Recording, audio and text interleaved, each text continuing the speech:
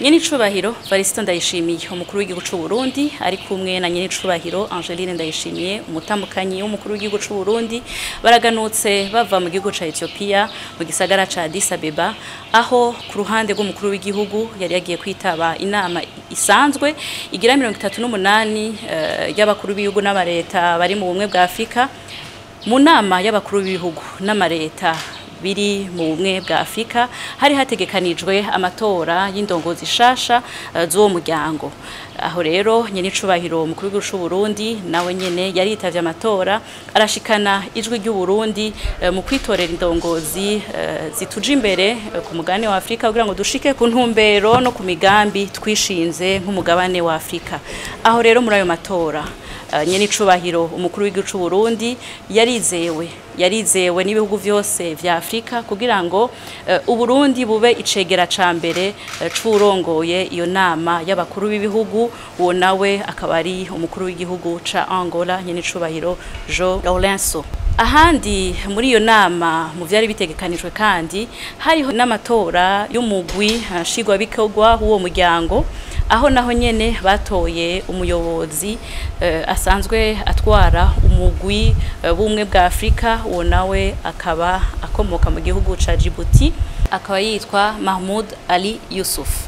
Haratowe kandi n'icegera ciwe nawe akaba ava mu gihugu ca Algeria, akaba yitwa Ambassadeur Selma Madika. Inyuma y'amatora hari hategekanijwe kandi no kurabira hamwe ivyegeranyo no kwirimbura intambwe uwo muryango wateye muri uno mwaka barabiye ku ntumbero n'imigambi bishinze.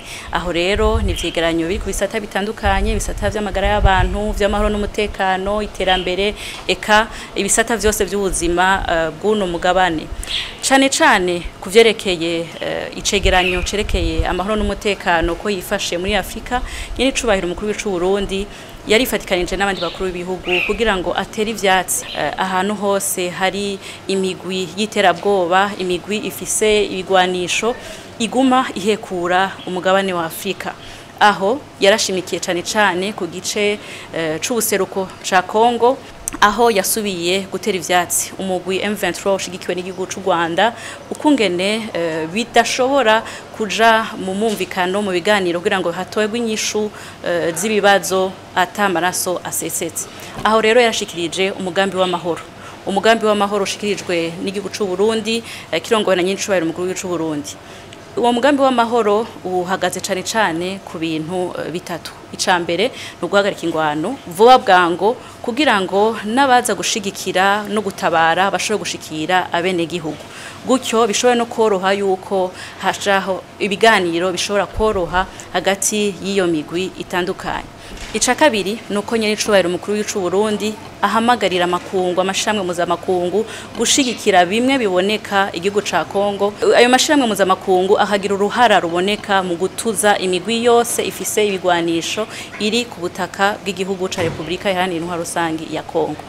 muri ubwo buryo igihugu c'u Rwanda gisigura ko kirungika ingabo mu gihugu ca Kongo kugira ngo kigwanye umugwi FDLR. Muri ico gihe ntaco tuma gisubira kurungika ingabo zago ku butaka bw'igihugu ca Kongo, kuko muri uwo mwanya amakungu yose azoba yahagurukiye rimwe afatana mu nda kugira ngo atuze iyo migwi yose harimwo n'uwo mugwi FDLR. Ikigira gatatu nicerekeye umugwi M23. Mu gihe uwo mugwi usanzwe uvuga ko ugizwe n'abakongomani, ntaco tuma ingorane z'abakongomani hagati yabo zica mu kwicana, mu gusesa amaraso. Asaba yuko boca bagira ibishoboka byose kugira ngo umugwi ushobore gutorera inyishu z'ibibazo n'abakongomani bose hagati yabo biciye mu biganiro, na cane cane yuko hasanzwe hariho umworosha yatowe uwo nawe nahoze ari umukuru w'igihugu Uhuru, kugira ngo ashobore korosha ibiganiro gutyo inyishu iboneke atamaraso asubiye guseseka. Ikindi ntogenda ntavuze nuko mu matora y'ibisata bitandukanye amashami imigwi iri mu bumwe bwa Afrika, nyakubahwa yahoze arongoye igihugu c'u Burundi Domiciano Ndayizeye yasubiye kwizegwa nawe nyene n'abagize ubumwe bwa Afrika, arongerwa ikiringo co kuba muri ya nama y'inararibonye bagize ubumwe bwa Afrika. Aho rero turabona neza ko iyo nama yije iduha ivyamwa vyinshi, kuko Uburundi bwizigiwe, abarundi babandanya bizigirwa, kandi koko yuko ubuhizi bw'abarundi buguma bugaragara. Muri iyo nama aho hasanzwe hitaba abakuru b'ibihugu n'abakuru b'amashirahamwe atandukanye, inakaryo kububahwa ko guhura bakaganira kuvyerekeye imigenderanire hagati y'ibihugu vyabo canke amashirahamwe. Ni muri iyo ntumbero nyene icubahiro umukuru w'u Burundi yabonanye n'umunyamabanga mukuru w'ishamwe mpuzamakungu ONU nyakubahwa Antonio Guterres, aho baronse akanya ko kurabira hamwe uko imigenderanire yifashe hagati y'amashirahamwe mpuzamakungu ONU bene igihugu c'u Burundi kuvyerekeye gufatana mu mugongo kugira ngo dushike kuri ryahangiro ry'iterambere twishinze. Aho rero umunyamabanga mukuru nyakubahwa Antonio Guterres yarashimye cane intambwe Burundi bugezeko, eka aranakeza cane igihugu c'u Burundi, kuko uno munsi havuga ibikorwa vy'iterambere gusa, ukurikira amakuru y'u Burundi n'ibikorwa vy'iterambere. Ivyo rero yarateye intege cane abene igihugu b'u Burundi abishikirije nyene icubahiro umukuru w'igihugu cacu. Ikindi nyakubahwa Antonio Guterres yashimikiye ko cane nuko yakeje bimwe biboneka cane Uburundi, kuko Uburundi no munsi bufise demokarasi yamaze gushinga imizi, kandi eka no kuvyerekeye politike inzego zose imigambwe yose ifatana mu nda uno munsi iri kumwe atamishamirano, eka n'abikorera ivyabo canke amashirahamwe ategukira inyungu za politiki.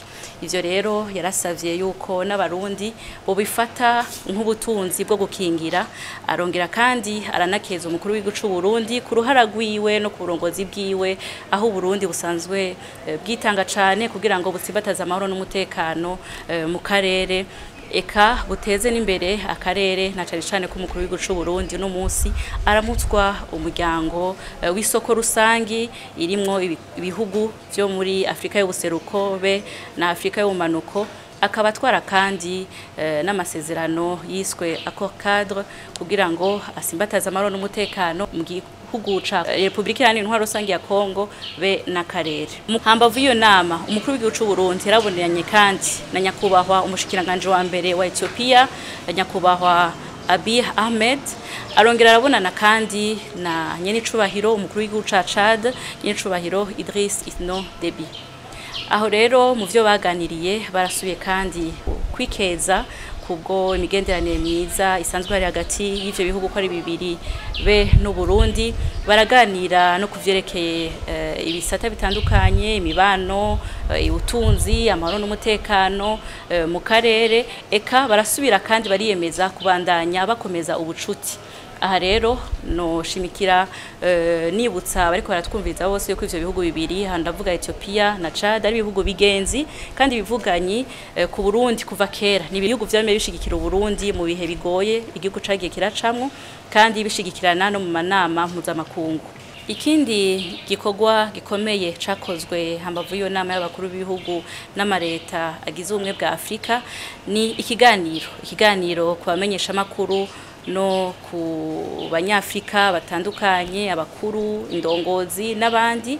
Ikiganiro cari kiremeshejwe na nyine icubahiro umukuru w'igihugu c'u Burundi, akaba ari nawe asanzwe arongoye umuryango w'isoko rusangi ririmwo ibihugu vyo muri Afrika y'ubuseruko be n'ubumanuko, afadikanije na nyene icubahiro umukuru w'igihugu ca Zimbabwe, akaba nawe atwara umuryango urimwo ibihugu biri muri Afrika y'ubumanuko, umuryango ujejwe iterambere, ari kumwe kandi na mugenzi we nyene icubahiro umukuru w'igihugu ca Zambia. Ico kiganiro cari gifise intumbero yo gushikiriza umukandida ashigikiwe n'umuryango wa Komesa be n'umuryango wa SADC, umukandida asanzwe ava mu gihugu ca Zambia, kugira ngo ashobore kumwamamaza, ashobore kandi nawe gushikiriza imigambi n'imigabo yiwe, aho asanzwe ahiganira kurongora ibanki ya Afrika ijejwe iterambere.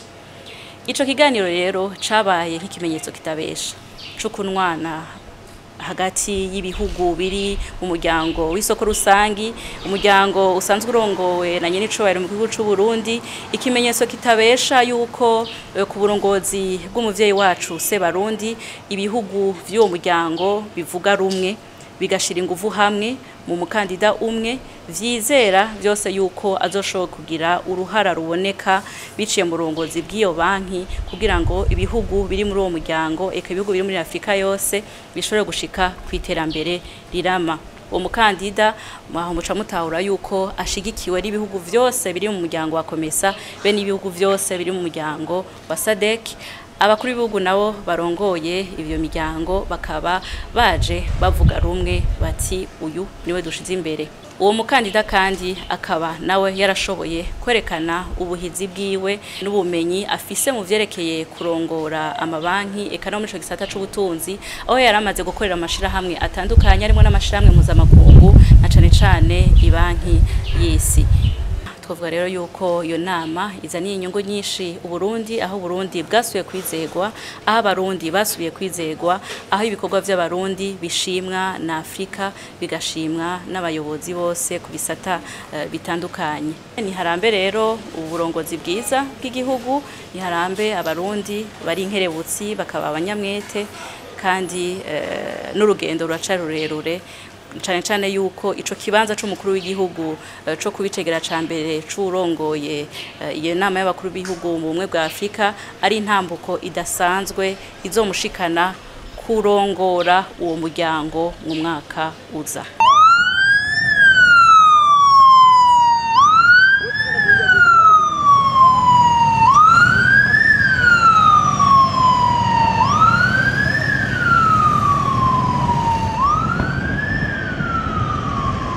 Oh.